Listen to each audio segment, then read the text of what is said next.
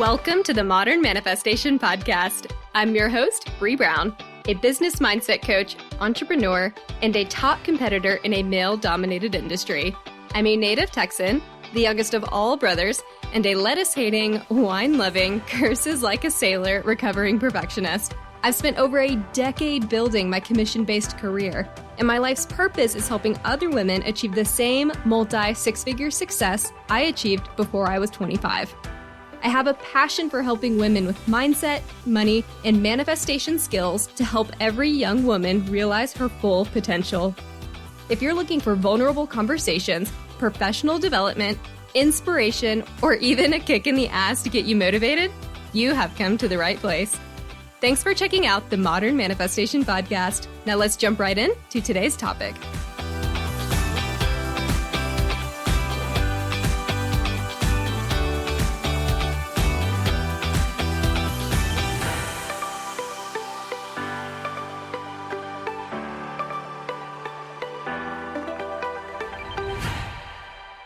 Hello, my beautiful souls. I hope you all are having a fantastic week.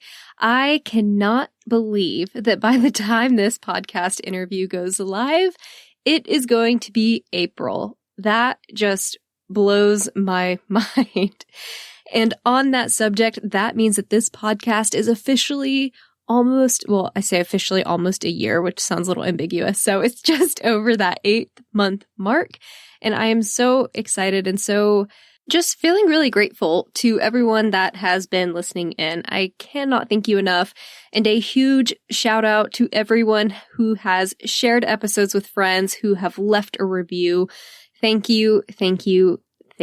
I love getting those alerts on my phone. I look at it. It makes me happy. I'm seeing your name. I'm seeing the reviews. It makes me feel so fulfilled. So wanted to take a moment and say thank you. I can't wait for our year mark, which is fast approaching, faster than I thought it would be. And today I have a phenomenal woman that I'm bringing onto the show to interview. Her name is Kelly Campbell, and she's an author coach and creator of the Instant Author Blueprint. Kelly is not only an entrepreneur, but she has so much wisdom and so much feedback to bring to women that are considering monetizing a business, or women that are really starting this journey in their life to step into their own power. And in addition to that, Kelly also has her own amazing manifestation stories that we're going to jump into together. So with that, let's jump in. Good morning, Kelly. How are you? I'm doing good. How are you, Bree? A beautiful day. Cannot complain. I am so excited to have you on the show today. To kick us off, I would love it if everyone gets to hear straight from you what it is exactly that you do, and just tell us a little bit about yourself.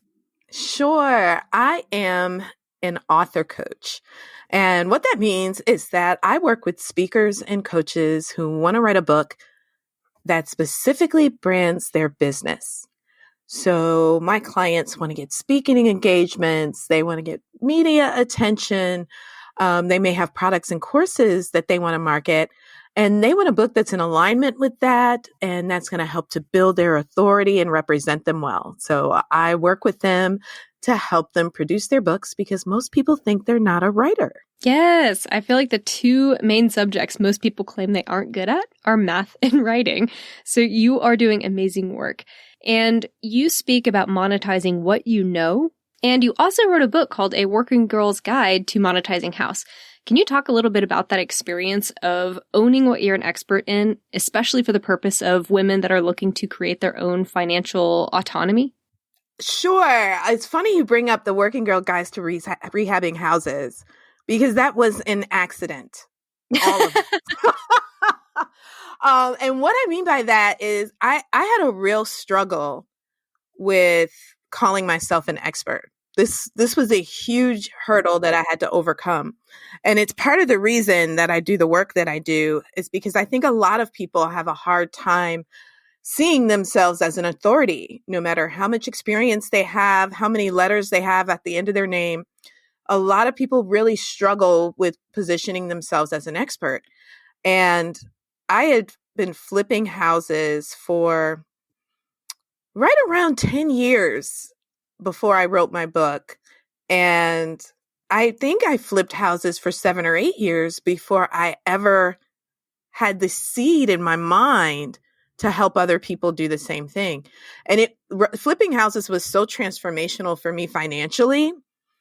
I really believed in helping women to explore taking more risks with real estate or even stocks, whatever it is, but taking more risks financially to grow their wealth over time and to build their own legacy financially. I really believed in that.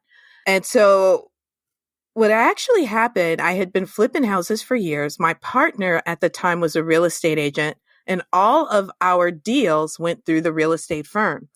The broker in charge was a woman, and she saw all of our transactions. She could see what we bought. She could see what we sold for.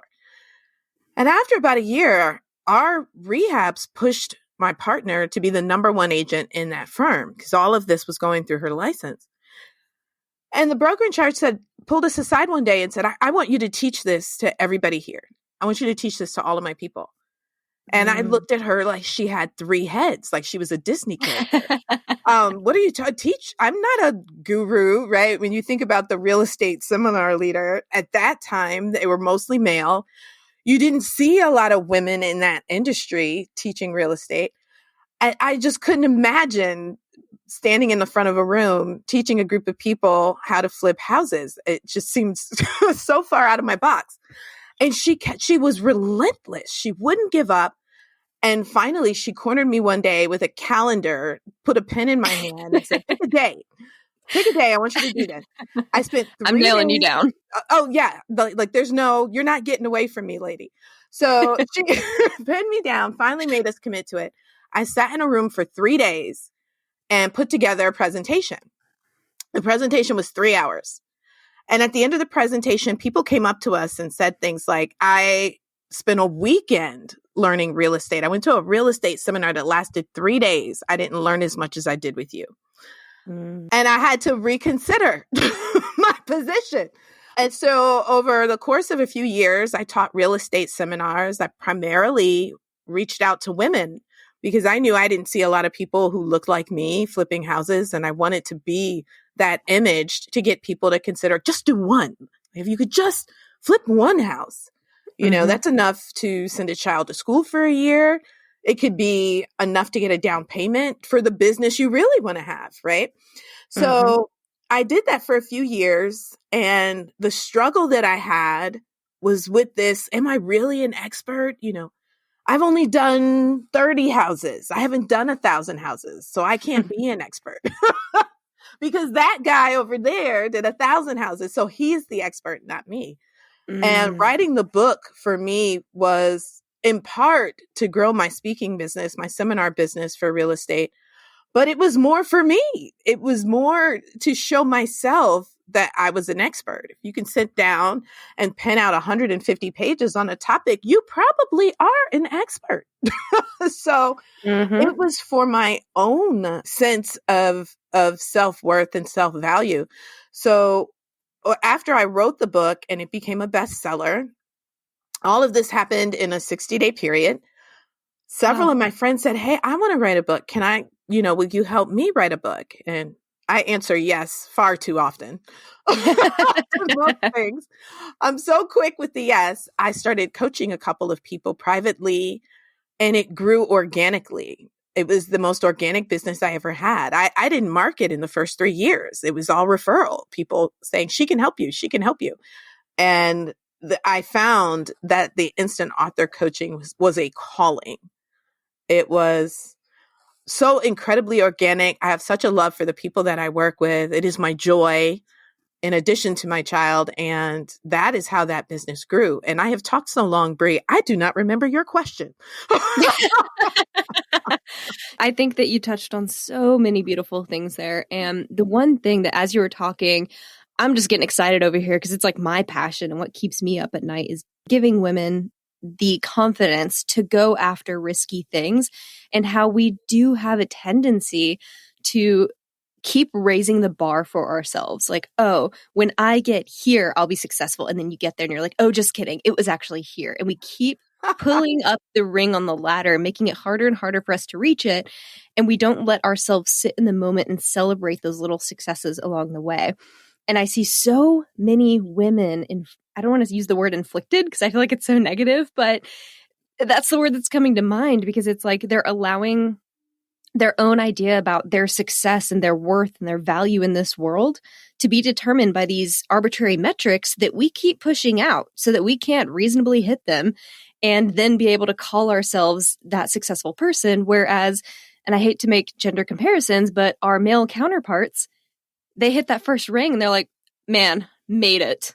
Let me go write a book. Let me go on stage about this. It's just like very different attitudes. And so I love that you hit on that, because it is so true. It takes us so much longer to really recognize our own value and our own worth in this world.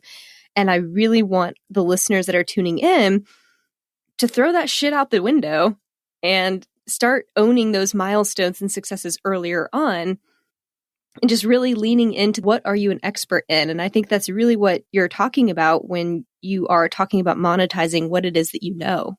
And that's really what it is. Taking bold steps, taking more risks, but most importantly, recognizing that your certainty, the only certainty that we have in life is what we know, our story, what we have experienced, our skills, what we've learned. And if we didn't learn anything else in this pandemic, we learned that everything can disappear overnight, right? But the one thing that doesn't disappear is what you know, these skills. Okay, my brick and mortar business just literally disappeared. I can't even open the doors to my clients, but I can take these same skills and I can take them online. I can take these same skills and turn it into a speaking engagement. I can take these skills and turn it into a product that I can share. The whole foundation of my business, whether it's the author coaching or the brand coaching, is that all of your certainty is in what you know. You can turn your knowledge into wealth. You can turn your knowledge into products. You can turn your knowledge into a gift for other people to help them duplicate the success that you had.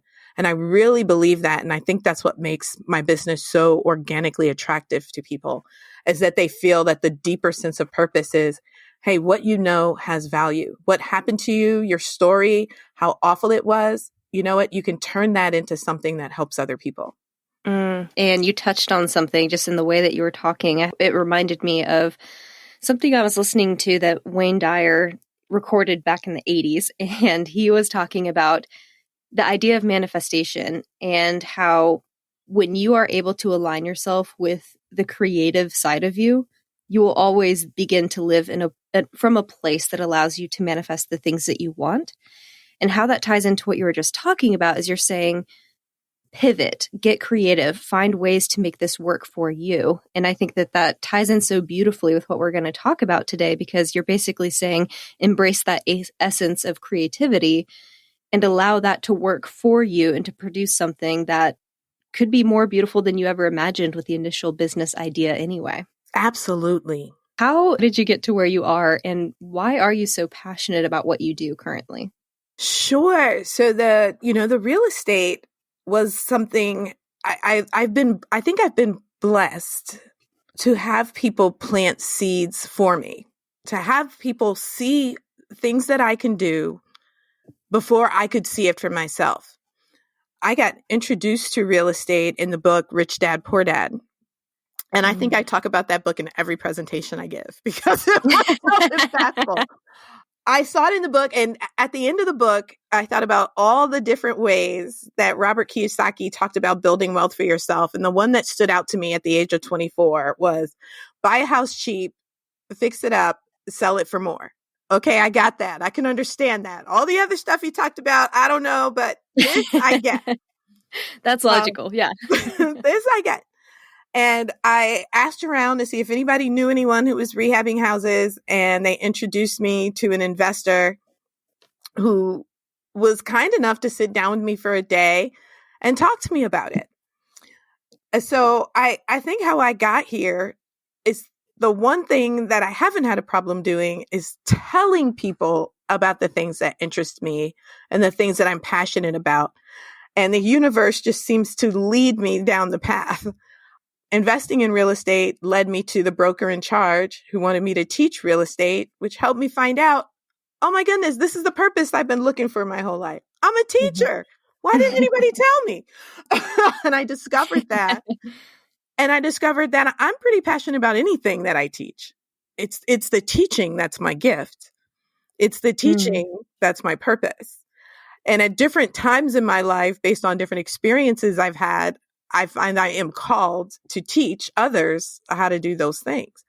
I taught real estate for a number of years. I wrote my book and I was called to teach my book. And that's one of the manifestation stories that I was going to share with you today, is how I determined that I wanted to write a book. And then once I determined to write a book, somebody appeared to teach me how to do that. And the next thing I know, I'm teaching authors, which is where I believe I will stay. But you never know where the universe will take you. But I think that the reason I'm so passionate about real estate was that it was such a huge hurdle for me to take that risk and then to help others make the same leap. The reason I'm so passionate about author coaching is I struggled so hard with my sense of authority and with calling myself an expert in a world where I stood out like a sore thumb as not being a fit in my mind. I struggled so hard with that it's now become my passion to help others overcome that struggle. And so I would anticipate that if I have a bigger struggle than I had with my sense of authority, I might end up teaching that one day. But I think my passion is helping people overcome struggles that I have experienced, struggles that I've had to work through, live through, some more painful than others. But I find that as a teacher, I seem to be called into the space to teach what I have had to learn from my most difficult challenges. I heard somebody say, Venus Opal Reese is a coach and a speaker, and I heard her say that your business is in your mess. Whatever was the biggest mess for you, the biggest challenge for you, the biggest hurdle for you, that's what you teach. And somehow that's what's happened for me organically. Smart lady. I love that advice. And I think it could actually really help a lot of women that are struggling to figure out what to go into the business of, or like what to niche in. And that's a great question. Who were you? What did you need at that time? So good. What would you say your biggest struggle has been? I think if I had to give it a big umbrella label, it boils down to fear of success. It really comes back to those 4 letters, FEAR, that sit in the back of our mind. Fear of being seen. Oh my goodness. Stand on stage and talk about real estate to a bunch of realtors? You've got to be kidding. So a lot of it, I think, has to do with fear of being seen, fear of what they would have thought with regards to the real estate. And in declaring yourself an authority, I find that we are oftentimes comparing ourselves to either an imaginary or a seen benchmark. So in my case, there was a real estate investor who taught rehabbing, who had rehabbed 150 houses. So in my mind, she defined what an expert was. I had decided that she was the benchmark for expertise. So, a fear of being compared to this person who I saw as the expert. And it wasn't until one of my mentors pulled me aside and she said, why wouldn't you teach this? Why wouldn't you help women do what you've done? Looking at what it has done for you financially, looking at what it's made possible in your life. Why would you not teach this to someone? Why wouldn't you want to do that?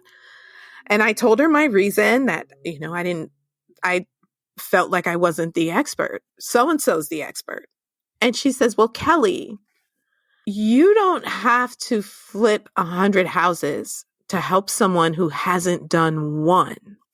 Can you help someone who doesn't know anything? Can you help a beginner, a novice, someone who hasn't had one experience with real estate?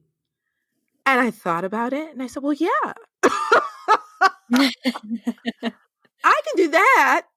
So I think it's our perception about what's happening, and a very small paradigm shift can completely change the way we look at that position, right? But overcoming that fear with expertise was a big one. And I would say it's a living, breathing challenge because it does come back periodically. I'll see a book coach, I think's amazing book coach, and all of a sudden there's that comparison. So it's an ongoing battle, but it's something that I've taken on, really helping other people to overcome it, because I have worked with some of the most amazing experts, and they're people that from the outside in, you would never imagine they had an ounce of self-doubt. But I think that's a struggle that many people can identify with. Yeah, it's always easy to look at someone else in either social media or whatever and just create this image in your head of all the things that they must embody that you don't have. I love that saying that comparison is the thief of joy. It has to be one of my favorites because it's so easy to start to, like you're saying, look at someone else's success and then say, oh, well, I'm not there, so therefore I'm not equally as successful.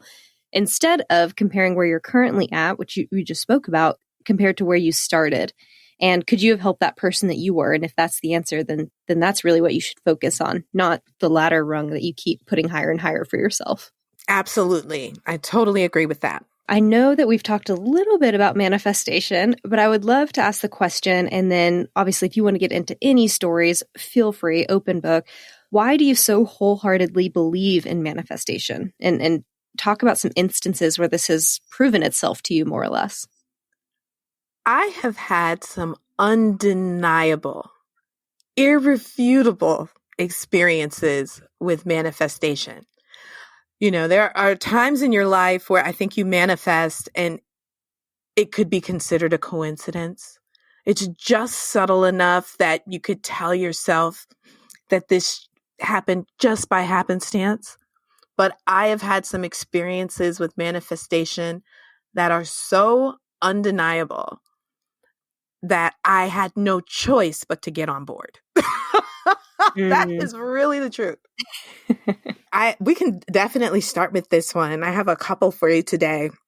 But my daughter's story was this story that really solidified that we have an incredible power to manifest our dreams. We are wholly and completely connected to the universe. This is the language that I oftentimes use. Sometimes you will hear me interject universe, God, and Jesus all at once because it's all a blend for me based on how I grew up and then what I believe to be true now. But my experience with my child just solidified my faith and my belief in manifestation and in there's something happening bigger than us that has connected all of us together. And so, I have wanted to adopt my entire life. I can remember as far back as 6 years old saying, I'm going to adopt, that this is going to be my path to motherhood. My mother is adopted. And so I had a lot of awareness around what my grandmother had done for my mom in adopting her and how that changed her life and what it meant to my mom. And so I always carried around with me in the back of my mind and would oftentimes verbalize that, adoption is going to be the route for me. And I remember when Angelina Jolie adopted her baby from Ethiopia, I cut out the article and I still have it because she described her experience of walking through the orphanage, picking up babies until she felt a connection, until she felt that the child would receive her and could receive her as a mother. And I kept the article in my book of favorite things. I still have it today. And I have sent it. Every time I talk to a friend who thinks about adopting, I send them that article because it was so well written. And so in my mind, I just kept saying, well, this is what I'm going to do. I'm going to go to Ethiopia and I'm going to go get a baby. And this is going to be my path. And I happened to say it over dinner one night to a friend, maybe about 2014, 2015, just over cocktails, I told her that was going to be my path. And now I fast forward years later to 2017, and I was working with one of my coaching clients, and he had recently adopted. And I was sitting in his living room recording his interview while he was holding his baby. And he would not, hours went by and he would not put this baby down.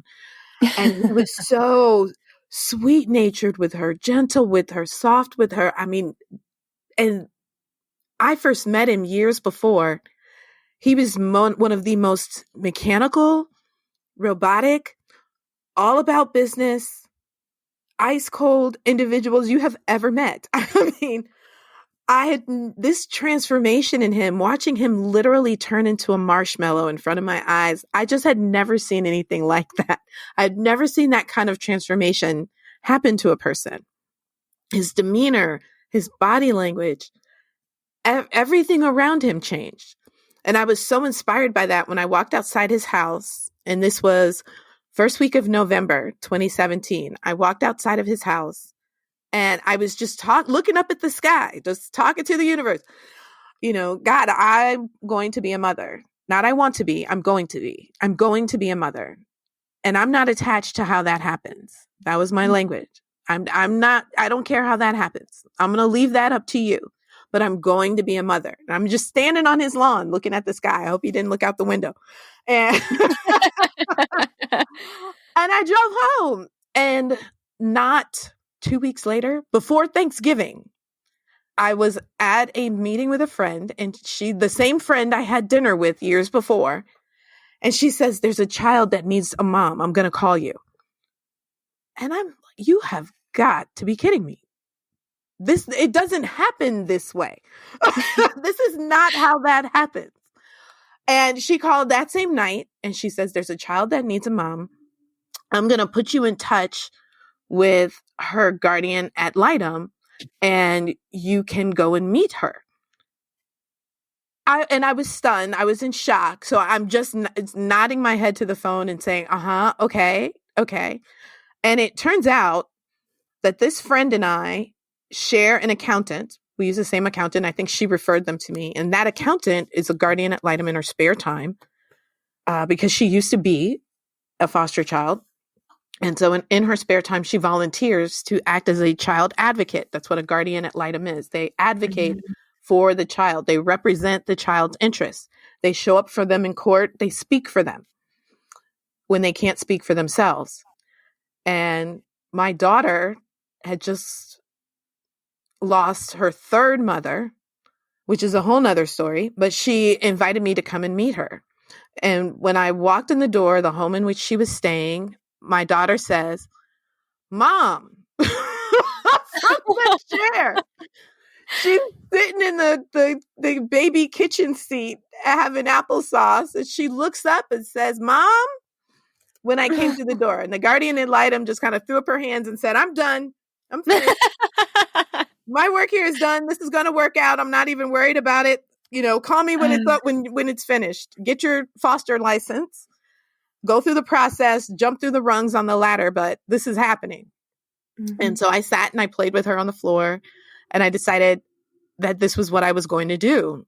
And if you haven't gathered from the earlier part of this conversation, Bria, I'm a pretty hardworking person. I work almost all the time. And so when I called my mother to tell her what had happened, there was absolute silence on the phone. I could hear static from from her cell phone. She was completely silent. And she says, "I love the idea, Kelly, but I don't know how you would do it. I don't know how you would do this. My family's not here. I didn't have any help. I'm all on my own. Nobody was around." And she was concerned for me. I'm her child, so she was concerned for me. And as much as she loved the idea, she was worried about me being able to do this by myself. So I hung up my conversation with my mom, and I said, "Well, how do people do this? Do they get a nanny? Maybe I need a nanny." And so the next day, I walked around all day going, "Okay, I need a nanny. How do you get a nanny? Where do you find nannies?"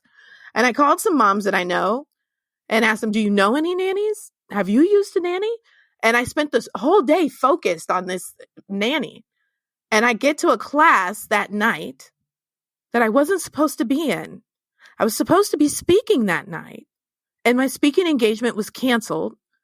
So I did what hardworking people do when their events are canceled. I found another way to work, and I went to a class.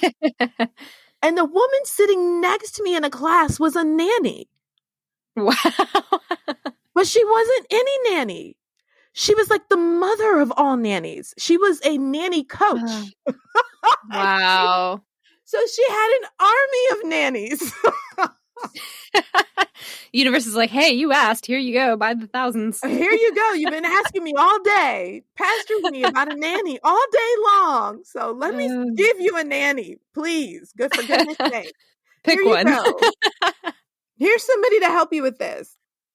And this was early on in my business. This was really early in my business. And so I had, invested a lot in the business, and I wasn't 100% confident in where I was financially to do this alone. I was like, okay, now I got the nanny. I'm trying to figure out how I'm going to do this. And so I pulled up in front of my house that night. Again, I don't know why I do all of this outside, but I do all my manifesting in the yard.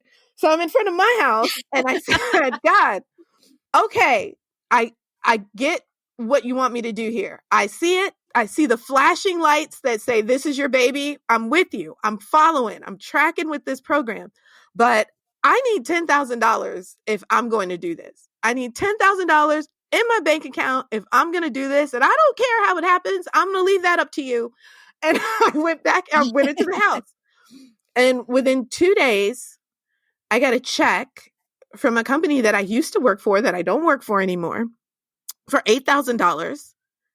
And about a week later, I got a call from a woman who had been in one of my free seminars. And in that free seminar, I offered a coaching package. And she said, I couldn't do it then, but I want to do it now. But I could not. She's like, but I can't pay what you offered that package for. And I said, you know what? $2,000. So I'll do it for $2,000.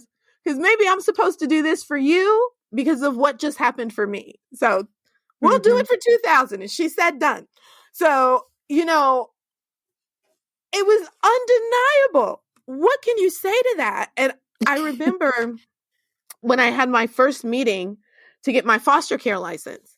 So part of the process of manifesting, which I know you talk about, Bree, is, okay, you put out into the universe what it is that you're trying to manifest, and a vehicle is presented to you, right? A way by which this can happen shows up. And so the vehicle has shown up, right? Okay, now you have to do your part, which is I need to get licensed. I got to get the fire marshal out here to approve my house. I got to fill out all this paperwork. I got to show up with the social worker. There were things that I have to do to facilitate this process. But the means by which it could happen all showed up. So you have to be ready to, one, receive the manifestation. You've got to be ready to receive it, right? You can't run from the baby when she gets here. And a week was really fast, but you can't run when she gets here. And then you have to do your part of the process. And in this instance, the getting my license was my part of the process. And I sat down with the person who does my foster license, and he said, this usually takes 12 weeks. I said, can we do it in 4? And he said, well, we can do it in 6. And I said, okay, because I have to get my daughter. And he said, listen, ma'am, your daughter is a toddler in foster care. She could very well come out of the system before you finish your license. I said, no, that's not going to happen. I said, I'm doing my part here. This is God. This is the universe. Don't worry about that. You let me worry about that. Let's just get me licensed. And so we did it in 6 weeks. I got my license, and my daughter was in my custody by April. And I remember when it all worked out, he said, I did not think that this was going to work out the way you did. I was afraid for you. I was afraid for how invested you were, because I did not think this was going to work out. But you were right. You were right that this was meant to be, because it doesn't typically go that way. But it was so clear to me what was supposed to happen. I just needed to do my part. I love that story. It's so phenomenal. And how long ago was that? You said that was 4 years ago? Yes, this was all 2017. And Wow. 2017, November of 2017, that first week I met my daughter. I started the process right before Thanksgiving, and I got my license in February. We started visitation, and then I got custody of her in April. And she hadn't been with me in my house for a week. And she goes into my closet, Brie, and she drags out this old poster that's in the back of my closet. I think it's been there since I moved to Charlotte 10 years before. And on that poster is a picture of a little girl. This poster I hung in my house, my very first house when I moved to DC in 2001. This was the poster that I hung in my kitchen. And I even named the poster. I named it Yellow Flower. And Yellow Flower was a picture of a little girl that just made me feel like this was a representation of the child that I was going to have one day. It was something about her. You know, she looked a little like me, a little like my mom, a little like my dad. I just love this picture of this pretty little girl. My daughter drags this picture out of my closet. I never hung it when I moved to Charlotte. I think I'd given up hope on how it was going to happen. And she says, Mhm. Mommy, is this me? And she's holding it in front of her, and the picture looks exactly like my daughter. Exactly.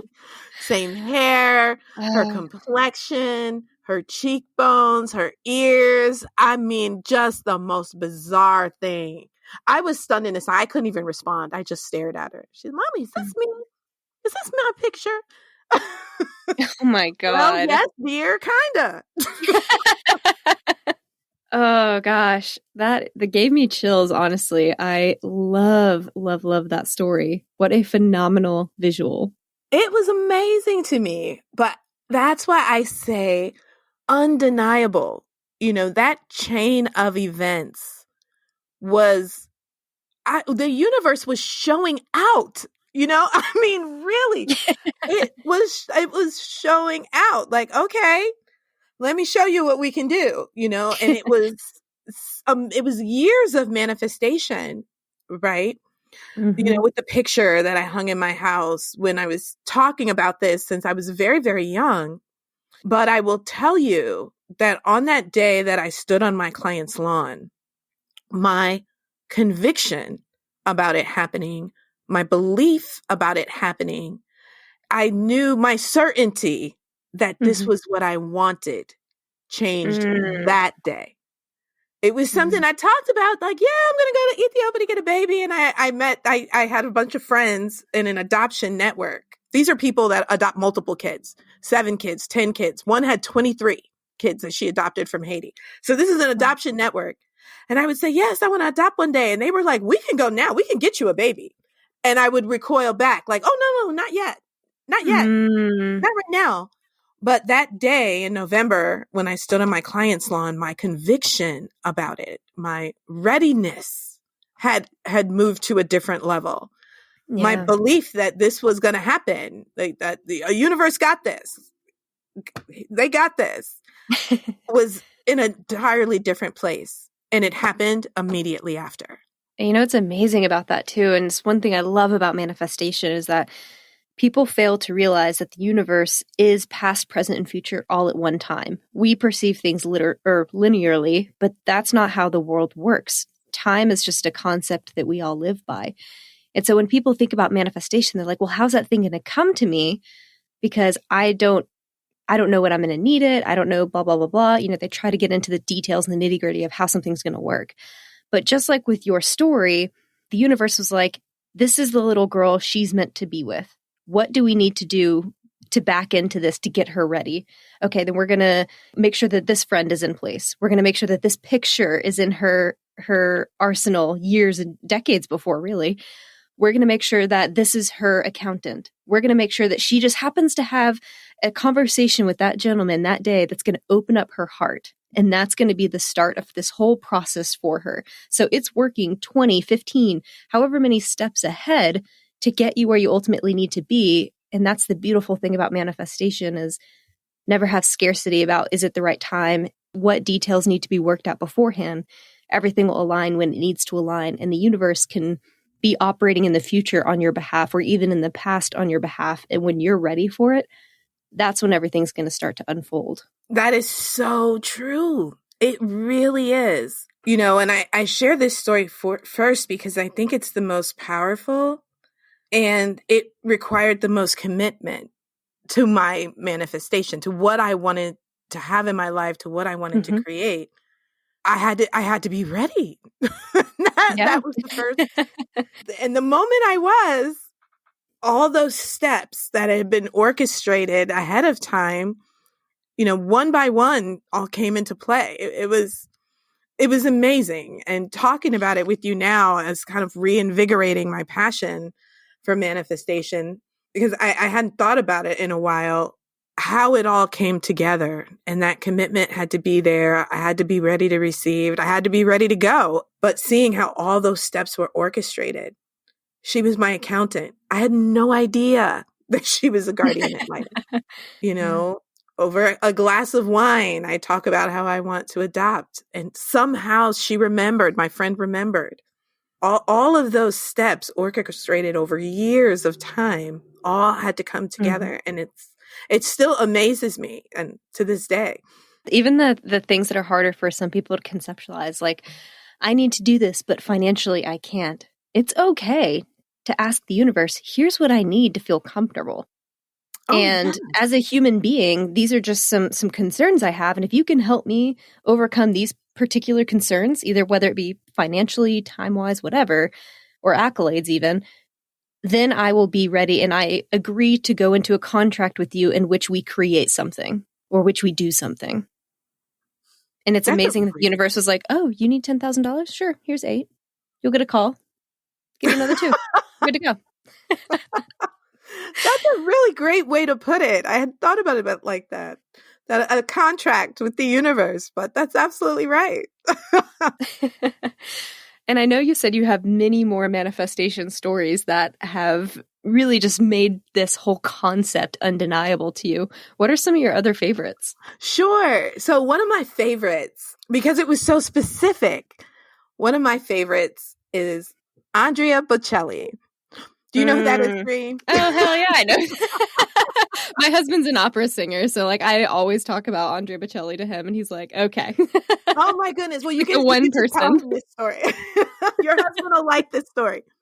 So I was taking a class on prosperity. It was a class I signed up for based on a book by Edwin Gaines, who I love, love, love, love, love. I love this lady. And in the class, we had to choose something to manifest as a part of the class. I was trying to decide, okay, what do I want to manifest? And my mother was watching one night, Andrea Bocelli, the PBS special that they show periodically. And he's on PBS, and she's just there like, oh my goodness, I would love to go to this. I would love to go to this. This is so amazing. And we're just sitting there holding hands, rocking, watching Andrea Bocelli. So I decide I want Andrea Bocelli tickets. And I go to this prosperity class, and they tell me about a story of a man, and I can't remember his last name. His first name is Neville, but they tell me about his story of he ran out of money in New York City. He was an actor. It's during the Depression, and he needed to get back to his hometown of Bermuda. And he goes to someone who is the equivalent of a professional manifester, right? And this person says, you have to be in Bermuda. You have to imagine that you are in Bermuda all the time. And he keeps coming back to the manifester every week, like, it's not working. It's not working. And the guy just keeps saying, you're in Bermuda, and slams the door. So, so I decide I want these Andrea Bocelli tickets, and I go to class, and I hear this in class, and I set my intention, and I write down, I go to see Andrea Bocelli, and I'm wearing a red dress like Pretty Woman. And I just imagine myself in the opera wearing this red dress like Pretty Woman going to Andrea Bocelli. Yes. And I have no idea how the universe is going to do this, but this is what I walk around picturing myself dressed like Pretty Woman at the opera with my mother. And we're matching, and we're going to see Andrea Bocelli. And I'm listening to the radio, and it's a station I would never listen to, easy listening or something. Oh, yeah. And I just happened to be on that channel. It was the only one without a commercial. And then the commercial comes on, and they say, hey, we're having a radio station giveaway for Andrea Bocelli tickets. And you have to go on our website and enter on our website. And I said, there's my vehicle. Okay. I got to win it through this radio station. Because how else am I going to get these tickets? So I said, this must be it. This must be the vehicle. So I go on the website and you can enter once a day, but you can invite your friends to enter on your behalf. And normally I would never do this, but I'm convinced that the universe has said, this is your vehicle, so you got to do this. So I contacted my friends and I'm like, hey, will you go on this site and enter for me? I'm trying to win these tickets. And they all think I'm nuts. Nobody wins these things, Kelly. People don't, nobody wins these things on the ticket. They just want all our email addresses. And I said, well, unsubscribe after you do it, but can you opt in for me? And they opt in. And I think I was having a crappy day one day. I'm driving around and it's a week before the show. And I check my voicemail and it's the radio station. And they're saying, hey, you won the Andrea Bocelli ticket.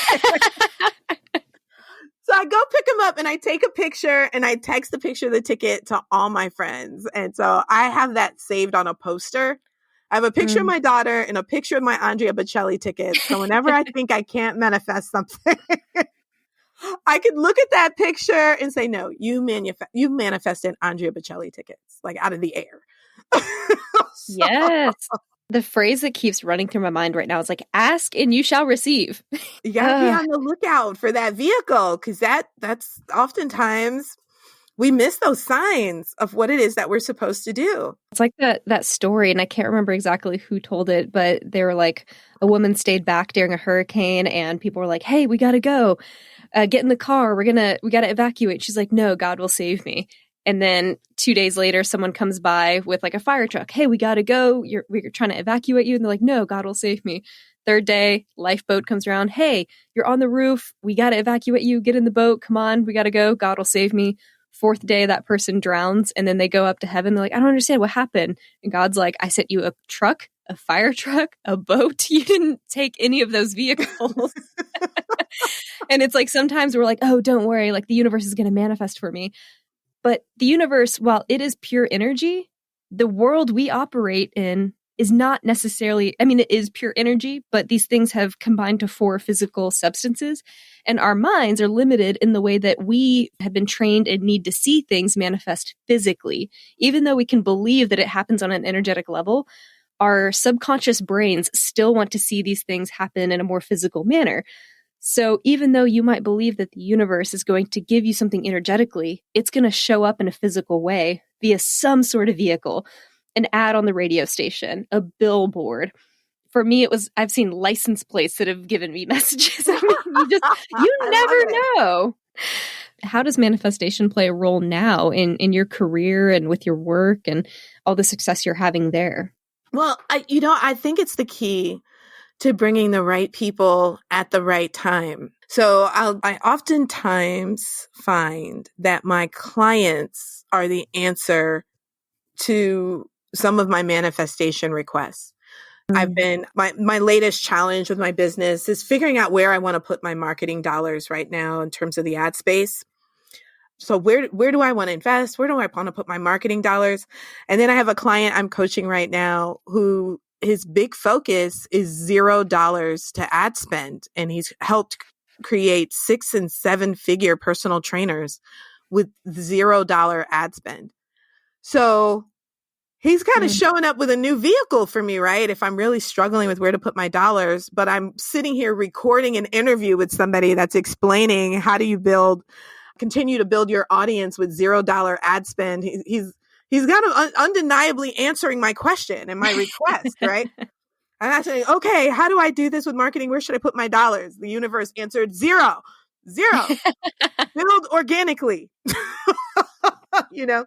So I find that manifestation also oftentimes will bring people into my space with either the answers or a service that I'm in need of. But it's the people that seem to play a big role in bringing those manifestations to fruition. And if anybody is listening and you're kind of in the in-between, like there's something that you're trying to manifest, but you're not sure what to do while you're hanging out waiting on your manifestation, the space that I'm in right now is to do everything I possibly can to keep my vibration high, to keep my energy high, to keep the energy around me high and attractive and beautiful and loving, so that I can attract these people into my space who are energetic and beautiful and loving. And then when the time comes, we're connected to them when in some way we can be of service to each other. And so that's been my in the in-between activity, is just always trying to keep that vibration high, that gratitude high, so that I can continue to attract not just what I'm manifesting, because I could be manifesting now something I asked for 20 years ago, as in the case with my daughter. I could still, those could still be on the way, right? When I'm ready to receive them, so that I can be who I need to be a part of somebody else's manifestation. And the phrase I always use in my business is, I want to be an accomplice in your story. So I'm always trying to keep my energy high to be that beautiful person for somebody else, and to attract those amazing, energetic people into my space who you just don't know where down the line they could play a pivotal role in your story. Love that. I really appreciate our conversation today. For those that are interested in connecting with you more meaningfully, whether it be for your courses on helping people become authors, or if they have any questions based on other things that we've talked about today, where can people go to find you? Oh, absolutely. So you can find me at coachkellycampbell.com. That's my website. And you can go there and you can find out about all the things that I'm doing, and you can connect with me on that site. Very transparent on how to connect with me there. And I, of course, welcome visitors. I love hearing about stories. I love hearing about what a lot of my visitors are working on. You can tell me a story. I will sit and listen with my hands on my chin. I just love hearing stories. So if you're an amazing visual. Absolutely. If you're working on something, you want to talk about it, I will listen. And then you can also reach me at Coach Kelly Campbell on Instagram. That's the social media space I show up in the most often. So I'm always happy to connect with people there as well. Perfect. And I will get all of these links and put them in the show notes. That way, if anyone does want to connect, you can head over there and click on it and be directed to her website, her Instagram, and any other way that you might want to connect. Absolutely. It's all the same across the board. Facebook, Instagram, Coach Kelly Campbell. Well, thank you so much, Kelly, for joining us, and I look forward to connecting again. Thank you, Bree. Thank you for the opportunity to share with your audience. Thank you all so much for hanging out with us today. I will include all of Kelly's links in the show notes. If you enjoyed this interview and this topic, head over to the podcast and hit subscribe. That way you are always updated when new episodes are released. Have a fantastic rest of your week, and I will catch y'all next Monday. Until then, go out there and manifest some miracles.